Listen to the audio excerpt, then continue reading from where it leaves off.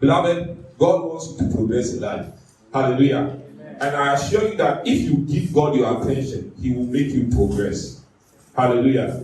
No, if you check the Bible, for instance, check the examples we have in the Bible. Abraham, all those who gave God their attention, Abraham became what?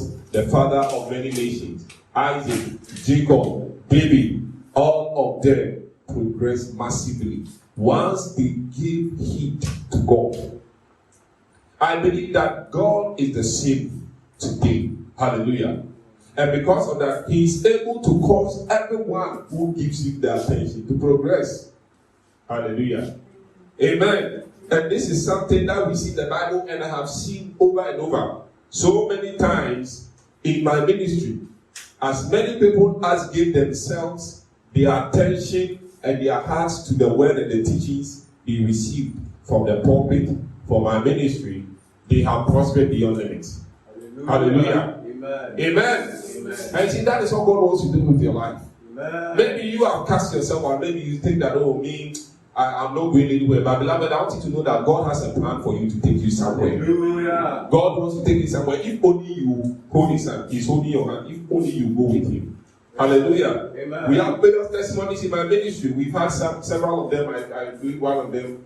He's now even a pastor who he joined the ministry as a field worker in a company. A few months after he kept receiving this teaching, this word, he was promoted. He became a manager in a company with so many people went for interview, and he went with motor, people with cars and big men with better qualifications when he couldn't get it. He was given the nod. After he became the manager, the same year he became the best worker in the ministry, in the business. As I'm talking, he was taken to Dubai. The company had to take him to Dubai for holidays. He went to spend some time there and came back. Hallelujah. As I'm talking now, aside being promoted manager, he now is promoted into a higher managerial position. Now he's the manager overseeing the whole branch of the company. Glory to God. Someone else joined the church.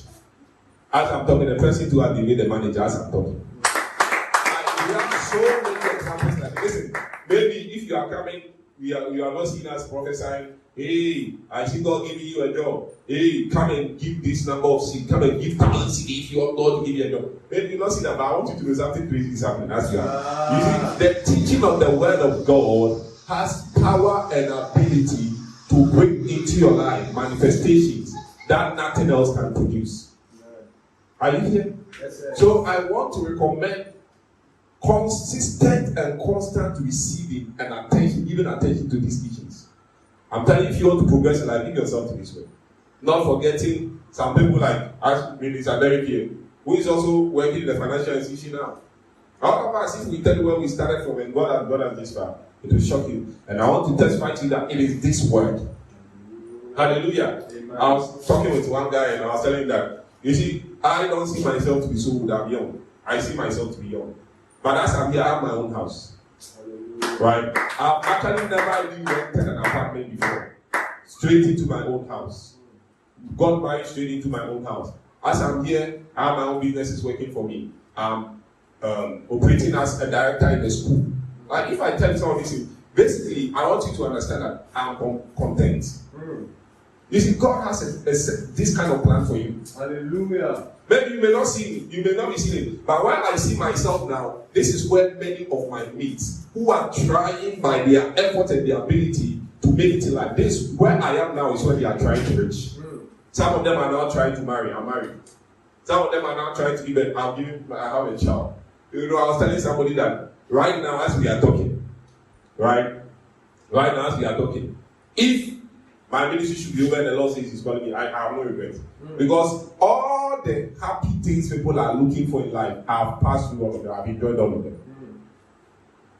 Because you sit down and ask young people, what are you after? Oh, I want to get married and I want to get a good job, have business, and then put up my own house and all. Well, we passed all of that, please. So what next? Beloved, I want you to understand there is something higher in life than all those things. Are you here? Yes, sir. There is something greater in life than all those things, those persons. After getting all those things, what next? if you don't focus on Jesus and the word, your life will be meaningless. Your life will have no meaning. Are you here? Yes, praise God. And when you understand focusing on Jesus and the word, you understand the reason why you need those things, you need them. Because you understand that the reason I need to prosper is not just for myself, but to be a blessing to God's house, to be a blessing to the kingdom of God. Are you here? It will put everything in the right place. Hallelujah. So I want to commend you to this word that you are receiving, and you are going to be receiving today. Today we are going to look at, we are continuing with our series on Bible interpretation. See, Bible interpretation. Bible interpretation. Can we say it again? Bible interpretation. Bible interpretation. And we have started with the principles of Bible interpretation. Last week we started with the first principle, which is what? What is the first principle of Bible interpretation? Jesus is the foundation. People are now going to repent. Hey, hallelujah. After service, when you go and revise you. Praise God. Remember, we are Bible. The church is a Bible school. Amen. So study after the service. Go check the scriptures and confirm things for yourself. Hallelujah. And make sure that you are the things you were taught is fresh, always fresh in your mind. Are you getting me? Praise the Lord. Regards from Minister Duo. Unfortunately, he and the wife can't be here today because baby has decided to shake himself today. Hallelujah. Baby has decided to land. So he has to be there helping the wife, standing by her. Hallelujah. She needs all the support she can get. Amen. Amen. So he sends his regard. Alright, so today we are going to look at the second principle for proper Bible interpretation. You see, Bible interpretation is not the same as, how do I put it? Bible interpretation is not like the way the media do their things. For instance, you remember one time some bloggers started writing certain things about me on social media. Why? Because I wrote a revelation on social media to the tune that I said, is this what I wrote? I wrote that you are not saved by believing in God. You are saved by believing in Jesus. That's what I said. So what do I mean? What I mean is that you are not saved by believing in God. You are saved by believing in Jesus. Hallelujah. Now, before I write, someone sent me a message. Some bloggers, news sites, they have written something about with my picture and everything. Written Apostle Tony, pastor and founder of Sultan National, says that he does not believe in God. He believes only in Jesus. That's what he went to write. That I said, I believe only in Jesus, but I don't believe in God. Does it make sense? No. Can someone believe in Jesus without believing in God? So that's what they wrote about me and sent it around on social media. When I saw it, I just think, I didn't even bother to comment. I don't have time for those things. Hallelujah. Amen. Amen. Those who know me and who have followed my teachings will not see that and believe it. Only those who don't know me and don't follow my teaching will believe that. And those people, I don't care about them. I don't owe them accountability. Hallelujah. Amen. It's only those who follow me that I owe accountability to. But you see, listen, you see what the person did. You realize that is dubious. How many of you know that? That is bad. That's dubious. But you know that that's what many people are doing when it comes to the Bible. Most of the time, we make the Bible say things it is not saying. We make the Bible mean things it doesn't mean. And the reason for that is because we don't interpret the Bible properly. In interpreting the Bible, what we are doing is simple. We are trying to find out what exactly the Bible is trying to tell us. That's what it means when we say Bible interpretation. What is the Bible really trying to communicate to us? Because when we read the Bible, it is trying to tell us something. It's trying to give us a message. There is a point the Bible is making. So in interpreting the Bible, we are not trying to get something which is not already told us there. Rather, we are reading it to try and find out what it is trying to get us to know or understand.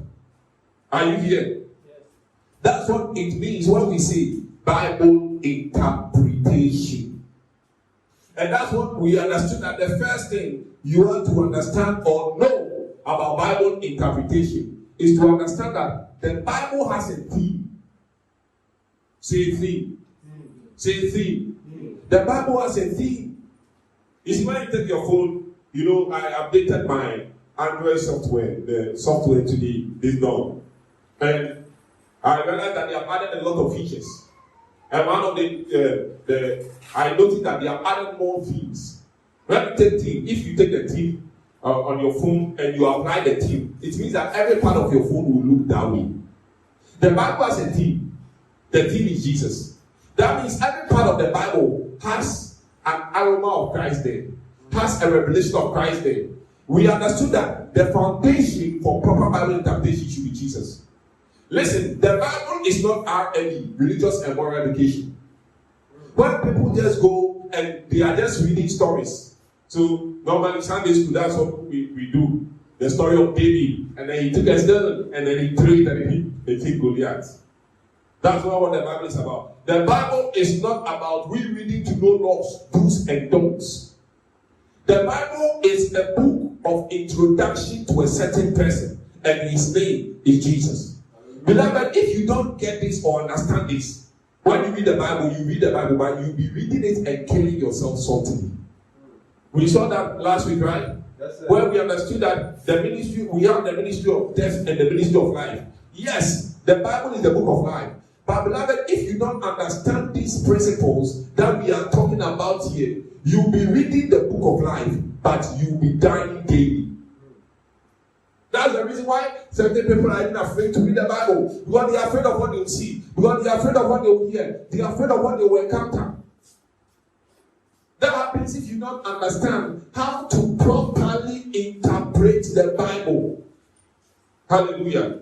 Praise God. And that is why we saw in the scriptures where the Bible told us in 2 Timothy chapter 2 verse 15, you can project it. 2 Timothy 2:15, where the Bible revealed to us in 2 Timothy 2:15 that we should study to show ourselves approved unto God.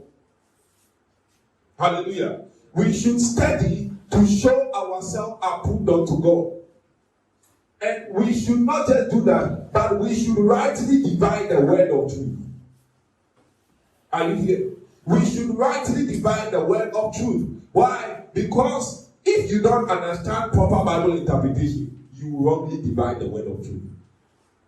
Lift up your right hand.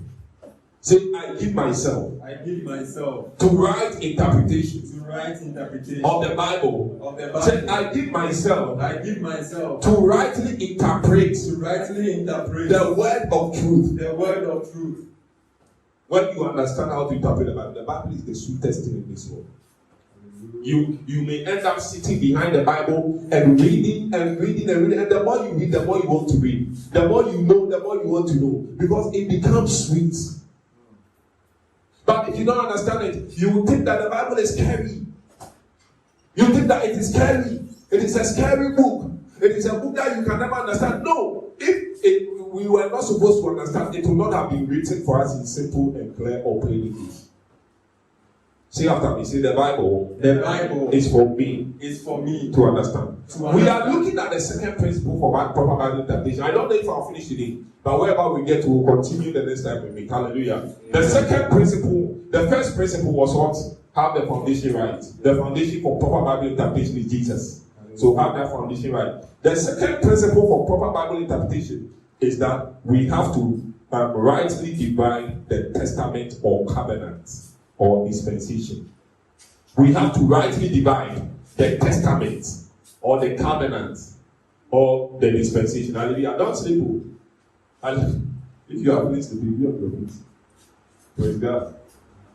We have to rightly divide it. Put the scripture in 2 Timothy chapter 2 verse 15. We have to rightly divide the covenant. Say covenant. Oh, say covenant. Say covenant.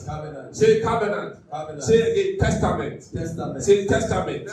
Testament. Now, let me ask you a question. How many covenants are in the Bible? If you know, raise your hand. How many covenants? The Bible. How many covenants are in the Bible? Minister Derek. 2 covenants. Hallelujah. You have done well, but you are wrong.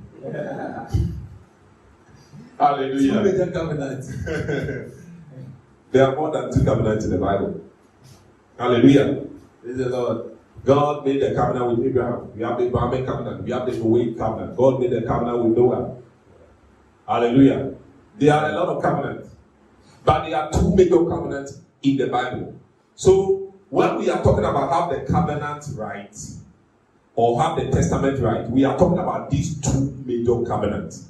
And these two are the ones we have divided. I don't know if you have heard this term before. Old Testament or Old Covenant. Or you have heard New Testament or New Covenant. That means we have an old one and we have a what? New one. Say after me. Old Covenant. Old Testament. Old Testament. New Covenant. New Covenant. New Testament. New Testament. The terms Testament and Covenant are synonymous. It means they are the same. Right? For this study, let's take it that way. They are the same. Okay? The covenant, what is a covenant? Why old and new covenant? Okay.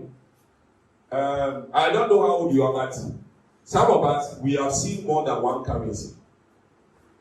In Ghana here. No. We basically have seen about three currencies.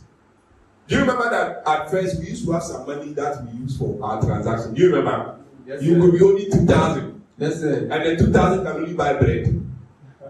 Do you remember? Yes, sir. The Indomie generation will not know. Hallelujah. Why? Because that was the currency then. Do you see that? Okay. Now we have changed it totally. We don't use that old currency. We use a new currency. So, what if I get some of the old currency? So let's say I get 2,000. Those times we have 2,000. So I get the old currency 2,002. So I have 4,000. Then I'll go to a shop. I'll come to buy things. Then I'll choose things equaling 4,000 Ghana cedis. Then I'll go and give them that. Please, if you were the shop attendant, will you accept it? No. Will you take that old currency? No. Why? Because it is out of the system. It's out of the system. Why? The value has changed. It's not the same. You see, that's what it means when we say old covenant, new covenant. Because we have an old currency, we don't use that again. It's no more accepted. If you try to buy things with the old currency, you will get in trouble. You see that? Why? Because it is old. It has passed away. I'm going to prove all these things to you from the Bible later on, right? In line with the covenant. The same way, we have the old covenant. And that old covenant has also expired. That old covenant has passed away. You can kindly increase the fan. Hallelujah. The police is on. The old covenant has expired. The old covenant has passed away. So, if you are a Christian today, you are not supposed to relate to God through the old covenant because it has passed away. That's why it's called old. You are supposed to relate with God through the new covenant. Because that is the latest one. That is the new one. Is somebody here? You see, the problem is that we have so many churches, and what they are trying to do is that they are trying to force us to still walk with God, operate with God, and deal with God through the old covenant which has passed away. The one which has passed away, that is the one that they are telling us to still deal with God by. The old covenant which has passed away and has been replaced by a new one. How many of you know that at first we used to have a certain constitution, but it had been changed? How many of you know that? First, there was a certain constitution that ruled Ghana. So, if you broke the terms of that constitution, what happens? You have to face the repercussions. But now, the constitution has been amended. It has been changed. Why has it been changed? Because they found out that it could be made better. And it could be made to be in sync with the times we are in. So, they have changed it. So, what if you want to take the old constitution and say that me, dear, I like the old one. For me, I know there is a new one, but me, I like the old. So me, I want to live in the old. What do you think will happen to you? You get in trouble. Hallelujah. Praise God. Because there has been a change in the constitution. And therefore, since there is a new one, we now abide under the new. So when someone comes your way and tells you that, okay, we know there is a new, but let's live by the old one is better. What will you do? Will you listen to that person? No. Because if you listen to that person, you get in trouble. You will end up in trouble. You will be jailed later. Very soon, you will be jailed.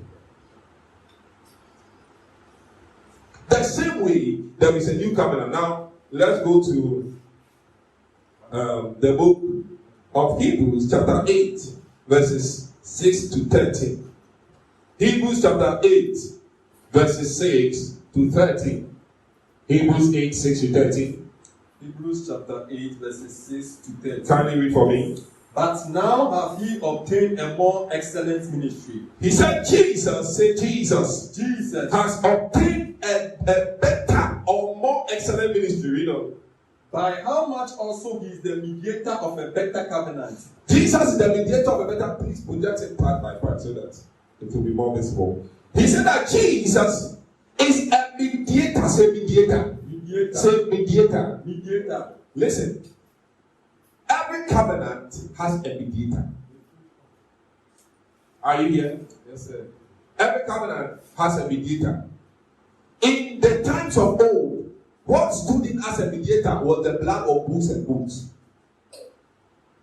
But in the new covenant, the mediator is Jesus. Hallelujah. Say Jesus is my mediator. Jesus, and you see that Jesus is the mediator of a better covenant. Now, that means if you compare the old covenant to the new covenant, according to the Bible, the new covenant is better.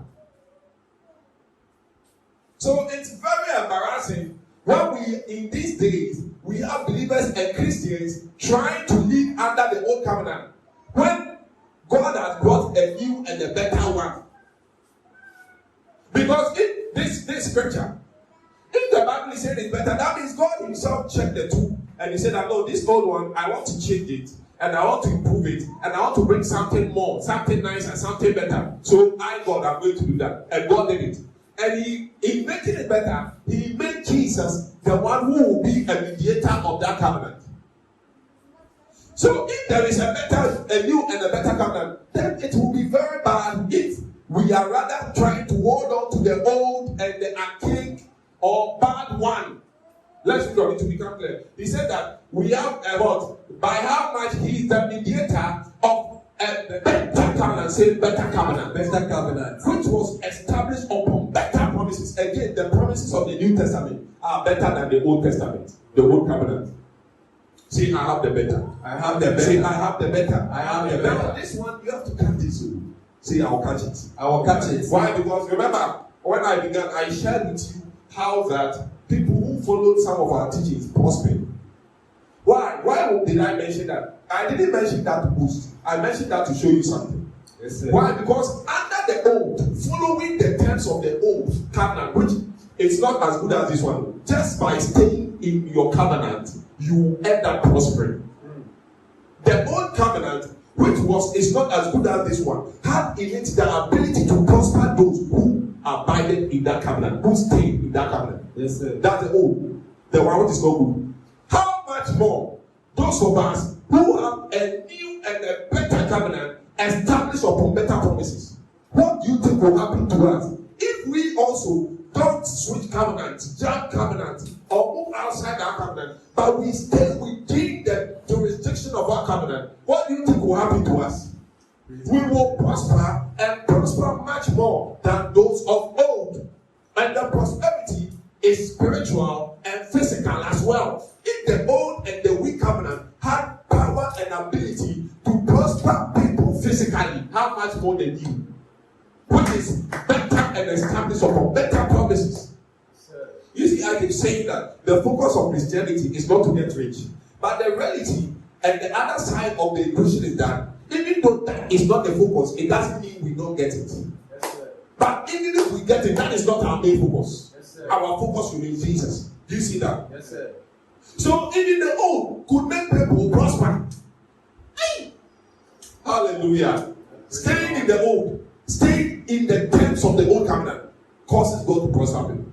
Then I believe that in the new we should prosper and prosper much more. No wonder Paul said, I wish above all things that you may prosper and be good health. Hallelujah. So the old covenant was not as good as the new. So you see that these two covenants are being compared here. Yes, sir. We have the better ones here. I have the better. I have the better. Let's continue. Let's verse. Read on. For if that first covenant had been faultless, then should no place have been sought for the second. Did you hear that? Yes, He sir. said that if there was no fault with the first one, the old covenant, God will not bring the new one. In other words, that means God looked at the old and he said that there is something wrong with this old covenant. There is something wrong with it. And God himself, after seeing there is something wrong with it, said that, okay, then I'm bringing a new one. Hallelujah. Now, you know the crazy thing. You know what was wrong with the old covenant. You know, what was wrong with the old covenant was actually something very interesting and simple. The what was wrong with it was that the old covenant had a centerpiece. The old covenant centerpiece was the law, 10 commandments. And therefore, the centerpiece was man's ability to perform the 10 commandments or to follow the laws. That was the center of the old covenant. And God looked at it and he said, I know that this one, there is a problem here. Because man cannot do it. Do you know that? That's the problem. There is God change the covenant. But we have in these days people, churches, pastors and ministries referring people back to the very faults God found in the Old Testament. Did you catch what I said? What I just said? Yes, sir. God found fault with the Old Covenant, and that fault was the law or the 10th commandment, which was the constitution of the Old Covenant. Every covenant has its own constitution, set of rules and regulations. The rules and regulations of the Old Covenant was the law, the 10th commandment, and the 603 other laws. So, the commandments of the old were not only 10, they were more than 10, because they had 603 more. And by disobeying it, a man was subject to judgment, the judgment of God. So the old covenant consisted of the laws, the statutes, and the judgments. These three things made up the old covenant. The laws, the statutes, and the judgments. And God looked at this and he said, I know there is a fault with this. Therefore, I will bring a new one, and that new one, I will make it better. Let's read on. Verse 7. Read. For finding fault with them, That's verse 8. he said that he found fault with them. Read on. Behold, the days come, saith the Lord, when I will make a new covenant with the house of Israel and with the house of Judah. So this is a prophecy. God quoted or gave this prophecy in the time of Jeremiah that he is going to make a new covenant. So this new covenant we are talking about, or the New Testament we are talking about here, it is not something we just put down. Even when the old covenant was in place, God already showed his intention that this covenant, I'm going to change it. So it didn't just come today. You know, sometimes when we are teaching people about the new covenant, they are like, this new thing you are bringing, this new message. It's not a new message. It's not something new. From the time of the Lord, God himself started declaring that I'm going to change things. I'm going to make a new covenant. Hallelujah. Hallelujah. Praise the Lord. Praise the Lord. So he said that he found faults. So he said that I will make a new covenant. Next verse. Not according to the covenant that I made with their fathers, in the day when I took them by the hand to lead them out of the land of Egypt. Did you hear that? He said that the new covenant is not like the old one, which started when the Israelites were taken from Egypt. When God took the Israelites from Egypt, they passed through Mount Sinai, and that was when the covenant was cut. And what was that covenant? It was based on the law. It was based on the 10 commandments. It was based on the 603 other laws. And God said that the new one will not be like this. So, if someone is introducing us back to this one, which is the one that the Israelites, they had, it was made for them, or they received after they left Egypt, what does it mean? it means that we are being taken back to the one God himself found fault with and rejected. And he said that it is the new one is different from this one. It's not the same. So I don't expect to go to church and have people preaching to me the old one, which God found fault with and which God rejected. When God says that the one I have started for you and the one I have placed you under is a new one, is a better one, it has better promises, and that is where I want you to stay. Hallelujah.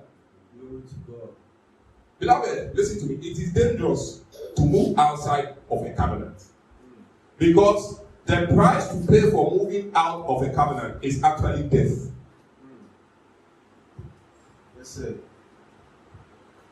So when you are getting married, do you know that that's actually a covenant? Yes, sir. You are making with your wife.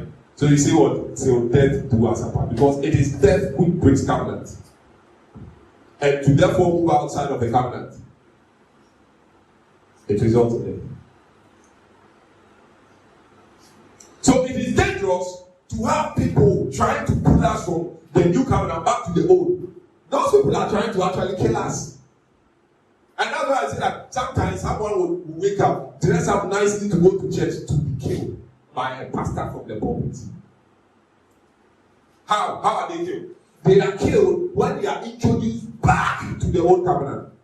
You remember we saw that last week. Let's put a marker here and the Hebrews 8 and we'll continue later. But let's go to 2 Corinthians chapter 3, verse 6 to 7. 2 Corinthians chapter 3, verse 6 to 7. Listen carefully. Who also have made us able ministers of the New Testament. Did you hear that? We are now ministers. Other translations say this. God, we give me another translation on the screen as he's reading the 2 minutes. Right? He has made us serve, we are worshippers under the New Testament. We are ministers of the New Testament. We are worshippers under the New Testament. We don't not of the letter. What is the letter? That's the Old Testament. The Old Testament is being called the letter. Why is it being called the letter? Because God wrote a letter to man. Hallelujah. Yeah. So God didn't come personally. He wrote a letter and said, in the new, God didn't write a letter. He came to introduce it. You can't have a relationship with someone, a real relationship with someone based on only letters. To have a real relationship, you need to have the personality. So the Bible even call it shadows. Shadows. In the New Testament, he called it the body. So he said that he has made us ministers of the New Testament, not of the letter, but of the spirit. Read the next statement. For the letter killeth, but the spirit giveth life. Beloved, listen carefully. The letter does what? It kills. So is it easy English? Read it. God has made us able to be his servants. Okay. Who tell people about his new agreement. The new agreement, the New Testament, the agreement has changed. Read on. This new agreement is not only rules. Okay. Rules tell people what to do. Okay. But this new agreement is not like that. Okay. No, instead, it is something that happens by God's Spirit. Hallelujah. Read on. Rules like that kill. But the Spirit causes us to live. Amen. Amen. Put your hands together for the Lord. Hallelujah. Amen. Put your hands together for the Lord. The Old Testament, that's what he said, that it kills. The one who gave the law says that law kills. The one who made the Old Testament says that covenant, it will end in death. So if I am in a church, and the church says that, oh, we here, what are the pillars of the church? Oh, one of our pillars is the 10 commandments. I have to be wise. Because that means I have to flee for my life. Yes, sir. No, let's go to the next verse 7. Listen to me. But if the ministration of death, let's look at this. He said, but if the ministry that produced death, written and the Old Testament is called the ministry of death. The ministration of death is called a ministry that produces death. So when I am in a ministry, I'm at a place, I'm under a man of God, or a man of God is teaching me, someone is teaching me, and the teaching is not New Testament based, but it is Old Testament based. It is law based. What the person is doing is that he is ministering death to me. And if I receive that teaching and I imbibe it, I am dying. That's why the law, the picture of the Lord is stone. Jesus said, if your child asks for bread, New Testament, will you give him stone? No. How many of us give our children stones to eat? Stones are not food, it will kill them. We are giving bread. He said that the ministry that produced them was carved in letters on stone tablets. What was carved in letters on stone tablets? The law, the 10 commandments. It was written on stones. It was written in engraved on stones. And it is called the ministry of death. So some people can literally dress up.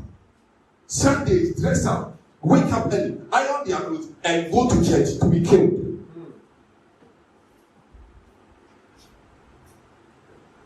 It kills spiritually, but it will translate into physical.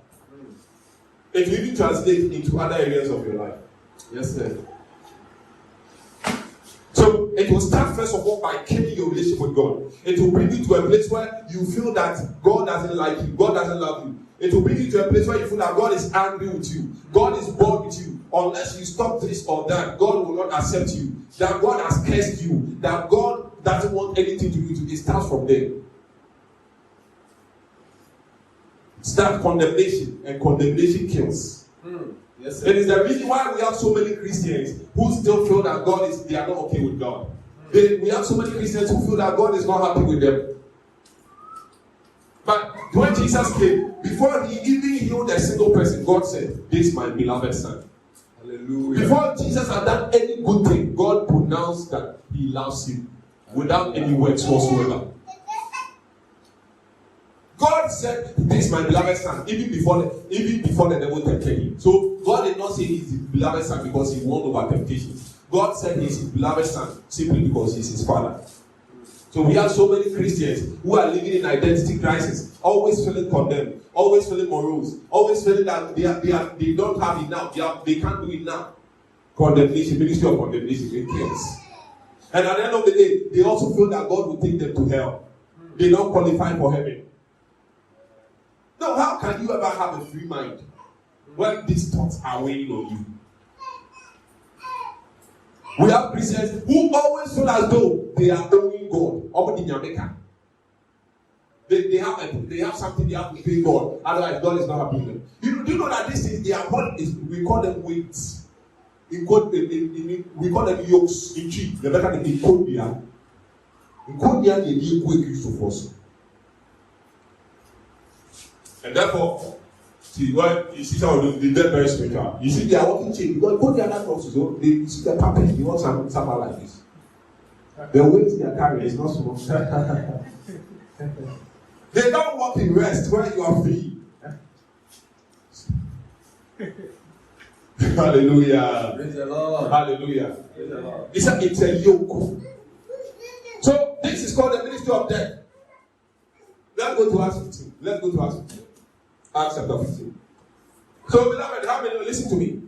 Christianity is based on the New Testament. That's what Christianity is. Judaism is based on the Old Testament. Yes, sir. So, I want you to understand that what many of us even call Christianity is not real Christianity, is Judaism.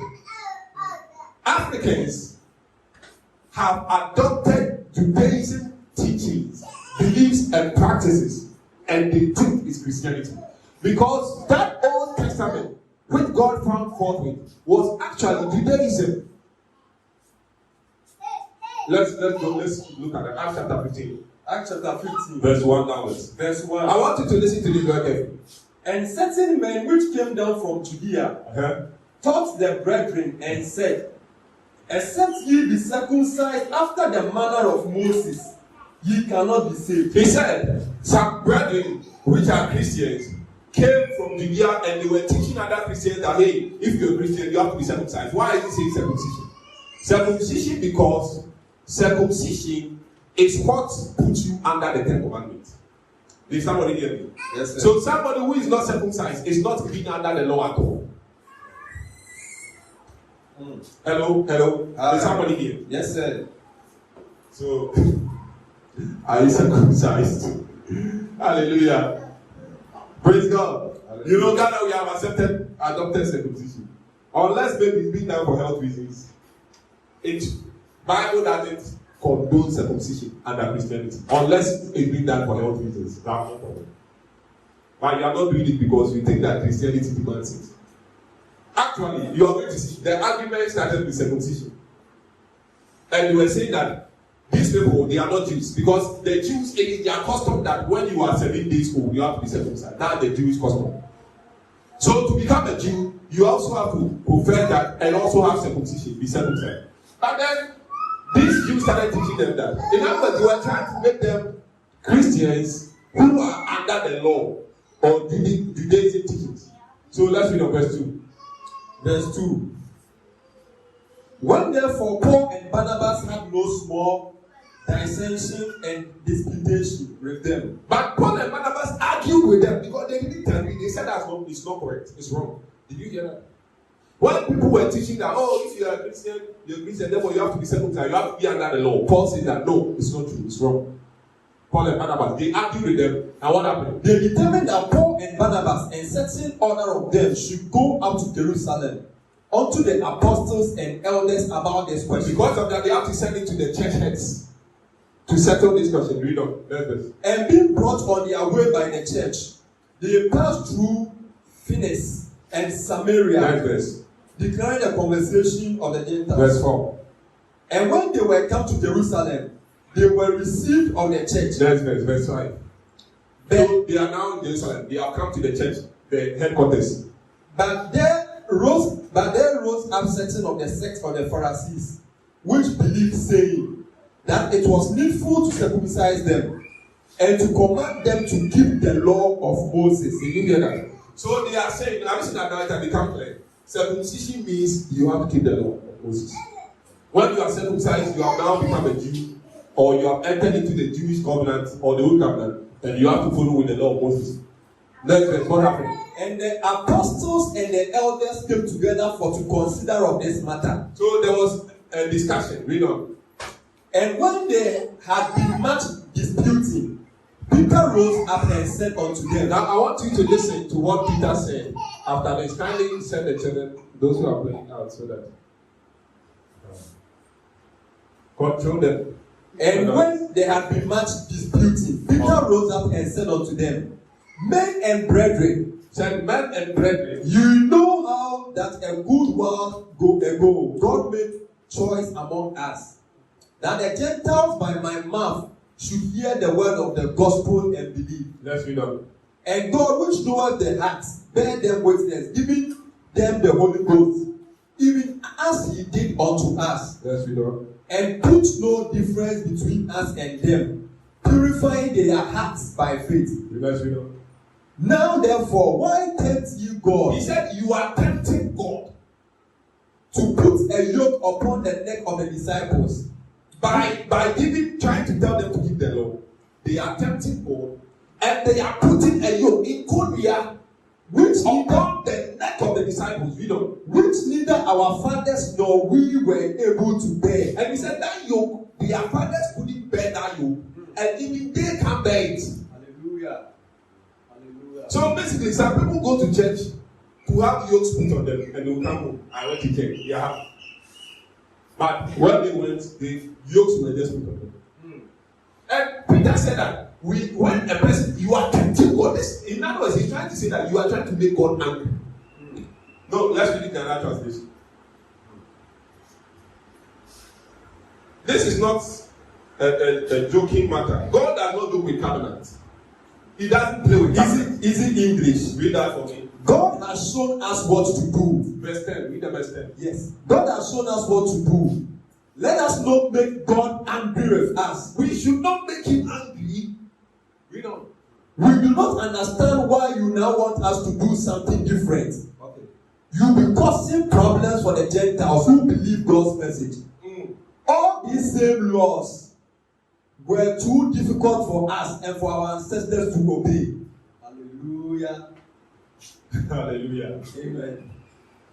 Do you see what I'm talking about? The old covenant was a yoke. God changed it. God a new covenant. And therefore, God is not relaxing concerning this and watching us that we should just put people back under. No. He doesn't like that. The scriptures actually reveal that doing that itself, you are even making God angry. May I never receive teachings from a minister which is making God angry.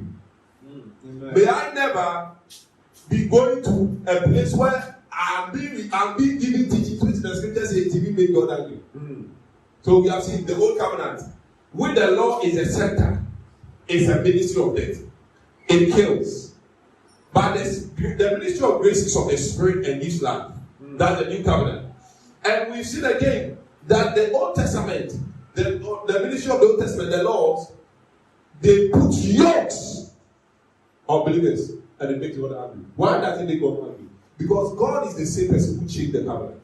Hallelujah. So if God has changed it, why are you changing it back to the old? God saw what the effects. He saw the problems he created. And he said that no, I'm going to create a new covenant. And then my children will pray under this new covenant. Then, what are we doing?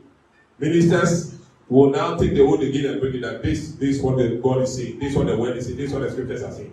Meanwhile, God says that we are not supposed to go back to God. It is a yoke. And at the end of the day, imagine trying to walk with God with a yoke on you. You couldn't be able. You can't walk with God. You can't enjoy your relationship with God. Hallelujah. Amen. Now, I'm building this because remember, the topic is not just the Old Testament and the New Testament. The topic is actually Bible interpretation. The point I'm building towards, my time is up. So we are going to end here. So I'm concluding. The point I'm building towards is that when we read the Bible, we should understand, we should put in our mind, we are not under the Old Testament. We are not under the Old Covenant. The one God has changed. God has changed it too, but it is still recorded in the Bible. The Old Covenant. We have the Old Covenant portion of the Bible recorded in the Bible. God has changed it, but it is still recorded there. And therefore, if we are reading, we have to be very conscious of this, so that we don't go and take the things said there as directly applying to us. Because God himself changed it. We'll be seeing a lot about that. Where even we understand that certain teachings of the Old Testament, if you teach them today, the Bible calls you someone who is teaching doctrines of devils. Yes, sir. We see that. So when we are studying, we have to make sure we are dividing the scriptures. That's what the Bible says in 2 Timothy. That rightly dividing, we have to divide it very well to see that this is old, this is new. So this one is for us directly. This one is not for us. Now, it doesn't mean you can't learn anything from the Old Testament portion of the Bible.